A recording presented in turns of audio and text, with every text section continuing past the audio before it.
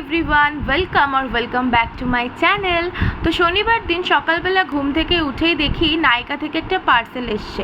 তো আমি আর আমার বর দুজনে মিলে সেটা আনবক্স করলাম। আর আনবক্স করতে গিয়ে দেখি টোনার একটার জায়গায় আমি দুটো অর্ডার করে ফেলেছি।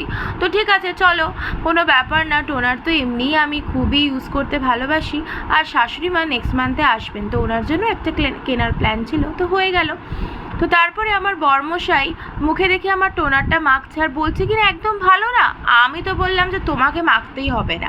তো যাই হোক, তারপর গেছিলাম বিপত্তারিণী বাড়ি।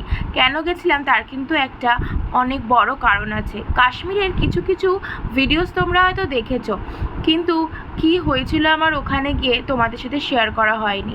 আর অনেক বড় একটা বিপদ থেকে কিন্তু আমি ফিরে এসেছি, সেজন্য ভগবানকে অনেক অনেক ধন্যবাদ। তাই জন্য ওনাকেই একটু পুজো নিবেদন করতে গেছিলাম। তো পুজো দিয়ে মনের শান্তি নিয়ে ওখান থেকে তো এলাম। জানো তো, বিপত্তারিণী বাড়িতে গেলে না প্রচণ্ড মনটা শান্তি লাগে। তোমরা যারা রাজপুরের কাছাকাছি থাকো বা অনেকেই বিপত্তারিণী বাড়ি সম্পর্কে হয়তো জেনে থাকবে। তো তাড়াতাড়ি পুজো মিটিয়ে ওখান থেকে আমরা বেরিয়ে পড়লাম। একটু খাবার নিলাম, কচুরি নিয়ে বাড়ি চলে আসলাম। আর আসার সময় তো মনে হচ্ছিল যেন বাবা কোনো একটা আগ্নেয়গিরির ওপর দিয়ে যাচ্ছি।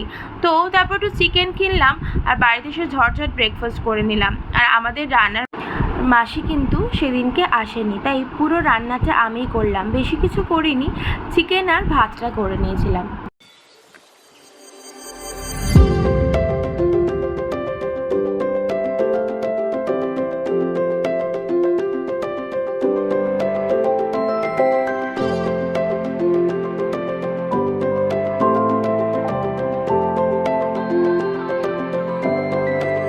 রান্নাবান্না সেরে দুজনে তাড়াতাড়ি লাঞ্চটা করে নিলাম। আর সন্ধেবেলায় দুজনে কিছু কাজ নিয়ে বেরিয়েছিলাম। প্রথমে গেছিলাম মিক্সির এই কাভারটা একটু প্রবলেম করছে, ওটা সারাই করতে। আর বারুইপুরে গেছিলাম কিছু কাঁচের আর স্টিলের গ্লাস কিনতে। কাঁচের গ্লাসগুলো হাত থেকে পড়ে প্রায় সবকটাই ভেঙে গেছিলো। আর একটা না স্ট্যান্ড ফ্যান কেনার পরিকল্পনা ছিল।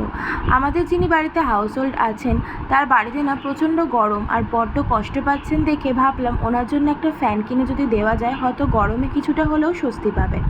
আর তারপরে চলে গেছিলাম আমাদের গ্রুপটার সাথে অনেক দিন পরে মিট করতে। ওখানে গিয়ে আড্ডা হলো, প্রচুর গল্প হলো। আর এভাবেই ব্লগটা এন্ড করছি। কিছু ভালো লাগলে লাইক, কমেন্ট, শেয়ার করে দিও আর সাবস্ক্রাইব করে দিও। বা